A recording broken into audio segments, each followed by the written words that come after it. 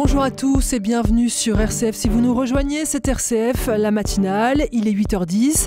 Et ce matin, alors que les évêques de France commencent aujourd'hui leur visite ad limina à Rome, alors qu'une partie des évêques est reçue aussi par Édouard Philippe cet après-midi, eh bien nous recevons le porte-parole de la Conférence des évêques de France, Père Thierry Magnin, bonjour. Bonjour. Vous travaillez depuis juillet à la Conférence des évêques de France. Vous étiez auparavant, si je ne me trompe pas, recteur de la Faculté catholique de Lyon. De l'Université catholique, oui. Voilà. Avec vous, nous allons évoquer différentes actualités qui concernent l'Église de France et en particulier cette visite au Saint-Père. Mais d'abord une question.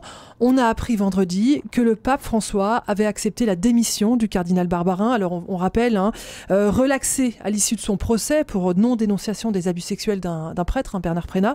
L'archevêque de Lyon avait demandé cette démission pour tourner la page. Le pape avait indiqué qu'il s'accorderait un délai de réflexion pour statuer. Alors après des mois de douleur et de tension dans l'église de Lyon et dans l'église de France, c'est chose faite. Est-ce une page qui se tourne avec peut-être un sentiment de soulagement ? Oui, je crois que pour tout le monde, aussi bien d'ailleurs pour le cardinal qui lui-même a exprimé ce besoin pour le diocèse de tourner la page, de reconstruire, d'aller de l'avant, d'avoir un nouveau pasteur et de reprendre vie, si je puis dire, un peu plus fortement, parce que pendant ces 3 dernières années notamment, et moi-même j'ai été à Lyon pendant une partie de ces 3 dernières années, c'était une forme de chape de plomb. Je pense évidemment pour les victimes aussi, c'est une forme de soulagement, et pour le clergé, beaucoup de Lyonnais aussi. Après, les uns et les autres pensent très différemment, bien sûr, par rapport au cardinal, mais voilà, une page qui se tourne, une nouvelle étape à écrire, une nouvelle étape aussi pour le cardinal lui-même. Que va-t-il devenir le cardinal Barbarin? Quelle place va-t-il occuper dans l'Église de France? Ça ne m'appartient pas, c'est au pape de le décider, bien sûr. C'est le pape qui décide, c'est pas la conférence des évêques? Non, la conférence des évêques est un lieu de mutualisation entre l'ensemble des diocèses et des évêques de France. Ce n'est pas une superstructure qui dirige. On a cru comprendre que la décision avait été difficile à prendre pour le pape François. Quelle relation entretiennent les évêques avec le pape? Est-ce que c'est une relation plutôt filiale ou plutôt fraternelle? Parce qu'on le rappelle, le pape est aussi l'évêque de Rome. Voilà, c'est une relation de collégialité. Je pense que c'est le mot. C'est l'ensemble des évêques du monde entier, d'ailleurs, pas simplement d'un pays, bien sûr. L'ensemble des évêques du monde entier autour du pape, l'évêque de Rome, en effet, qui préside à la communion. Et donc, il y a une fraternité, bien sûr, mais une collégialité, c'est-à-dire une conduite commune.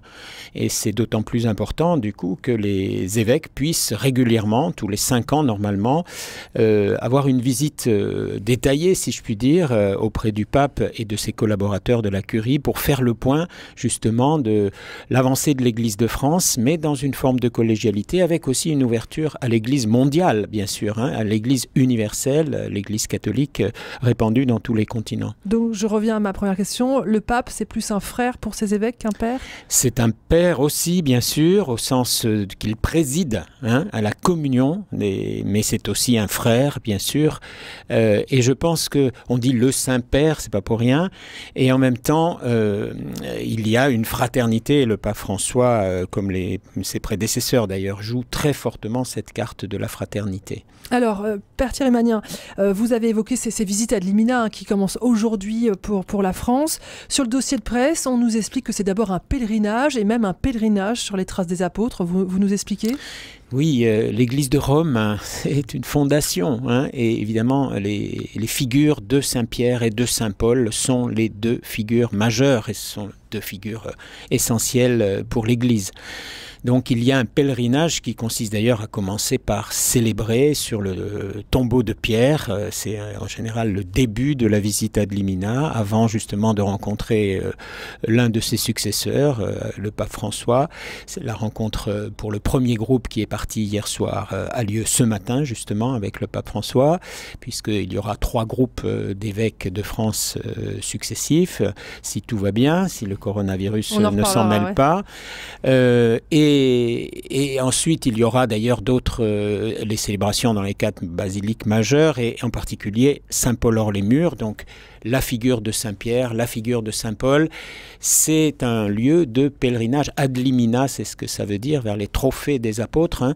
Et au sens fort de ce mot trophée, il y a donc une partie pèlerinage et une partie partage, comme je l'ai dit tout à l'heure, avec les responsables de la curie. curie et le pape François, bien sûr. C'est pas qu'un pèlerinage, il va y avoir des rencontres. Qu'est-ce qu'ils vont faire concrètement, les évêques? Ils vont rendre compte de leur action et puis de leur loyauté au pape François? Chaque évêque a été désigné par ses frères évêques du groupe de visite pour, dans chacun des ministères, des dicastères, comme on dit, de la curie, présenter un état des lieux de l'Église de France et surtout les questions d'avenir qui se posent. C'est ça qui est très important, c'est de partager les questions d'avenir et d'entendre aussi à la fois la voix des recherches en France et la voix de ce qui peut se travailler à partir de Rome dans de multiples autres pays sur les grands thèmes de la pastorale d'aujourd'hui.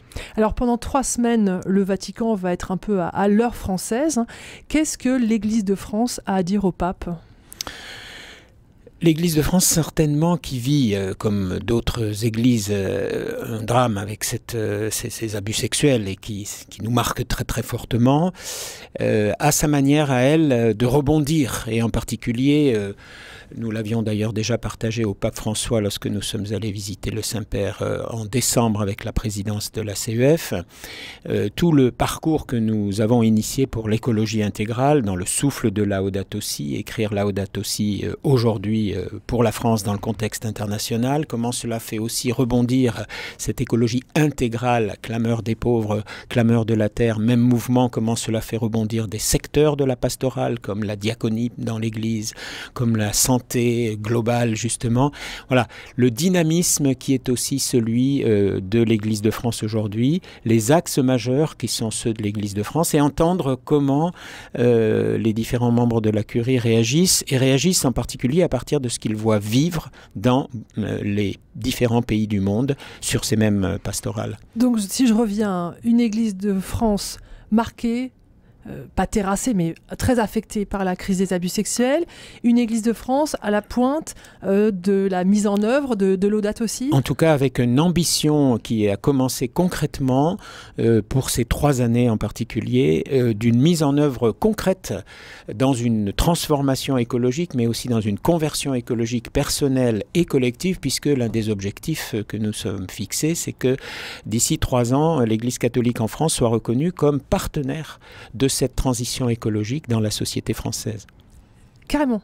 Carrément, en y apportant ces spécificités que Laudato Si résume si bien, c'est-à-dire cette écologie intégrale, cet évangile finalement au cœur de la transformation écologique. Alors, de quelle joie et de quelle espérance vont témoigner les évêques? Mais je crois que justement, relever avec d'autres en société aujourd'hui ce défi de l'écologie intégrale, encore une fois, puisque vous le savez, beaucoup de gens s'intéressent au climat, aux questions d'environnement d'un côté, et d'autres personnes s'intéressent à la bioéthique de l'autre, par exemple.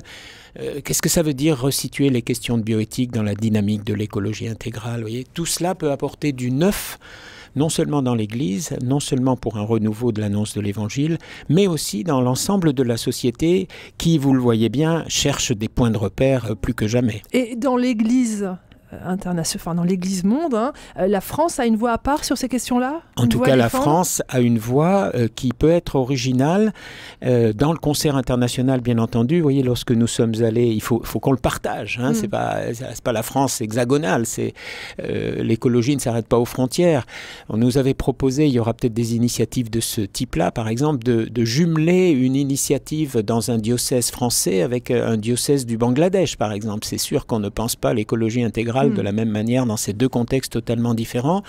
Ça peut être aussi cela qui, au fur et à mesure du déroulement de ce projet, trouvera place. Quelle est l'importance de ces visites pour les diocèses en France? Alors, pour les évêques, c'est très important. Rome, nous en avons parlé, ad limina, ces rencontres, c'est une manière aussi de notre appartenance à l'Église universelle, bien entendu, dans les 2 sens, c'est-à-dire ce que nous pouvons apporter, ce que nous pouvons recevoir, ce que nous pouvons partager. Et il faut espérer, bien sûr, que cela dynamise et les évêques et leurs collaborateurs dans les diocèses lorsqu'ils seront rentrés. D'ailleurs, nous aurons l'occasion de faire un point de ces visites ad limina à la fin fin du mois de mars, puisque ce sera l'Assemblée plénière de Lourdes. Est-ce que c'est dans ces moments-là, ces visites-là, qu'on discute d'une éventuelle visite du pape en France? Et à chaque fois, nous essayons de l'inviter. Il nous répond qu'il veut commencer à chaque fois aussi, notamment pour l'Europe, par les petits pays, les périphéries, comme il le dit souvent. Mais nous continuerons de l'inviter, bien sûr. Alors, je crois que vous venez de rencontrer le nouveau nonce apostolique. C'est l'ambassadeur du Vatican en France, Monseigneur Migliore. On sait que le précédent est parti à la retraite après des comportements plus ou moins scabreux. Quel est le rôle du nonce et qui est Monseigneur Migliore? Alors, comme ambassadeur du Vatican en France, bien sûr. En plus, Monseigneur Migliore a un parcours extrêmement intéressant, puisque à la fois il a été nonce apostolique en Ouzbékistan, en Russie, en Pologne, et il a été observateur permanent à l'ONU. Donc ça veut dire une belle carte de visite, je dirais, depuis l'Ouzbékistan jusqu'à l'ONU, en passant par la Pologne, une vision internationale très forte. Ça veut dire je pense que ça, c'est très important pour nous. Qui, c'est ça? Là, je pense que Rome a très bien sélectionné son nouveau nonce à Paris, oui. Et quel est le rôle du nonce? Alors, encore une fois, ambassadeur du Vatican, voilà, pour la France. C'est lui qui peut aussi faciliter l'avenue du pape en France? Et c'est lui aussi qui peut faciliter. Et puis c'est lui qui participe beaucoup, bien sûr, à la nomination des évêques de France, en France, puisque c'est lui qui fournit en principe les listes des futurs candidats possibles, en tout cas. Alors cet après-midi, autre rencontre importante, vous et puis la présidence de la CEF, mais aussi le nonce, vous allez être reçu à Matignon par le Premier ministre et des membres du gouvernement. Alors quel est l'objet de cette visite? Qu'allez-vous dire au gouvernement? Alors c'est une visite annuelle, tous les ans il y a un point qui est fait sur l'Église catholique dans la société française avec le Premier ministre et des membres du gouvernement. Cet après-midi nous aurons comme sujet l'écologie justement, nous allons partager, et Madame Borne sera là en réagissant justement. Vous allez dire que vous voulez être partenaire de cette transition écologique? Voilà, exactement, et nous allons entendre ce que Madame Borne va nous dire, et puis aussi peut-être le fameux Green Deal européen dans lequel nous espérons aussi pouvoir participer. Ensuite, nous parlerons de... Qu'est-ce que ça veut dire être partenaire officiel de la transition vous voyez, écologique? par exemple, il y a un certain nombre d'associations chrétiennes, de monastères aussi, qui aujourd'hui, dans le domaine de l'agriculture, je pense au monastère de Boulor, par exemple, dans le Gers, avec une écologie intégrale, y compris avec les 45 hectares à exploiter, participer d'une agriculture bio aujourd'hui, participer, voilà, très concrètement, évidemment au sein de la société, au sein d'un département, au sein d'un monde, d'un milieu comme le milieu agricole, puisque je prends cet exemple, mais il y en a beaucoup d'autres, en y vivant l'écologie intégrale et Laudato Si, donc très concrètement en apportant aussi une certaine manière de voir la transformation et l'urgence écologique et la conversion écologique. Je crois que ça peut être vraiment quelque chose, et si ces initiatives se multiplient, c'est ça qu'on voudrait promouvoir très concrètement, et il y en a déjà beaucoup. Le programme Église verte, par exemple, a déjà labellisé 400 communautés chrétiennes en France reconnues comme vivant quelque chose de ce développement écologique. Alors, Père Thierry Magnin, je ne doute pas que sur ces questions-là, vous allez avoir l'oreille du gouvernement. En revanche, si vous parlez bioéthique, ça va peut-être être plus compliqué. Voilà, nous allons donc réaffirmer nos inquiétudes profondes devant le fait finalement que le projet de loi qui se poursuit sur les grands points comme l'extension de la PMA, mais aussi comme la recherche sur l'embryon ou aussi comme l'utilisation parfois de nouvelles biotechnologies pour la recherche. Les conséquences, les questions que nous posons, c'est cela que nous voulons dire. Les questions que nous posons ne trouvent pas pour nous de réponse satisfaisante. Après, on peut comprendre que dans une démocratie, voilà, la majorité l'emporte. Nous avons élu des députés, c'est fait pour cela, en effet aussi, et des sénateurs. C'est que vous partez perdu d'avance? On ne part pas perdu d'avance, justement. On leur demande d'étudier les conséquences parce que les conséquences n'ont pas été étudiées à long terme. Lorsque même, alors prenons d'autres voies que l'Église catholique, lorsqu'une Sylviane Agacinski, lorsque l'Académie de médecine dit que les conséquences de la nouvelle filiation qui est prévue n'ont pas été étudiées sur les futurs enfants, ou que la loi du marché est sous-jacente à ce développement de la procréation création et qu'il faut se prémunir de tout cela, nous avons l'impression que ces questions de fond que nous portons, avec d'autres d'ailleurs, n'ont pas été suffisamment étudiées. On répond très facilement, mais vous pensez ça, mais vous êtes un peu has-been, quoi. Donc c'est très facile de dire qu'on est has-been quand on n'a pas étudié les sujets. Donc il ne s'agit pas de fustiger quiconque, mais en tout cas d'enfoncer le clou, je dirais, de tout ce que nous disons déjà depuis des mois et des mois. Père Thierry Marnien, autre question que vous allez, j'imagine, aborder avec le Premier ministre et les ministres, la question de la migration. La situation est très grave aux portes de l'Europe, si vous pouvez répondre très rapidement. Alors, cette situation des migrations, et avec les nouveaux chiffres, alors par exemple, il y a environ 123 000, je crois, demandes d'asile en France en 2019, donc ça a beaucoup grandi, autant dans les années 2015-2016, l'Allemagne et bien d'autres pays étaient beaucoup plus avancés. Actuellement, c'est en train de revenir vers la France. Donc, il faut aussi que notre discours, qui est de défendre, bien sûr, l'accueil de l'immigré, qui est constitutif de l'Évangile, se situe dans le cadre des possibilités de la France, car on voit bien aussi beaucoup de réseaux saturés, des réseaux d'accueil saturés. Il faut aussi voir pourquoi ces réseaux sont saturés. Allez, dernière question très rapidement, Thierry Marnien. Vous êtes un scientifique, physicien. Quel regard vous portez sur cette épidémie de coronavirus ? Voilà, on voit bien que même si les scientifiques ont réussi à séquencer l'ADN de ce virus, eh bien c'est toujours très long de lutter contre un nouveau virus qui en plus se propage à la vitesse grand V. Ce n'est pas tellement comme scientifique, c'est plutôt un regard sur la mondialisation que cela nous donne, parce qu'il y a aussi une forme de mondialisation de ce virus. Comment nous allons lutter et comment nous allons peut-être reprendre nos manières de vivre la mondialisation. Il y a peut-être là un exemple à la fois douloureux, mais qui peut servir pour la suite. Merci beaucoup, Père Thierry Marnien. Je rappelle que vous êtes le porte-parole de la Conférence des évêques de France. 2 rendez-vous importants. Ce matin, les premiers évêques à 10h30 vont rencontrer le pape et vous serez dans le bureau du Premier ministre cet après-midi.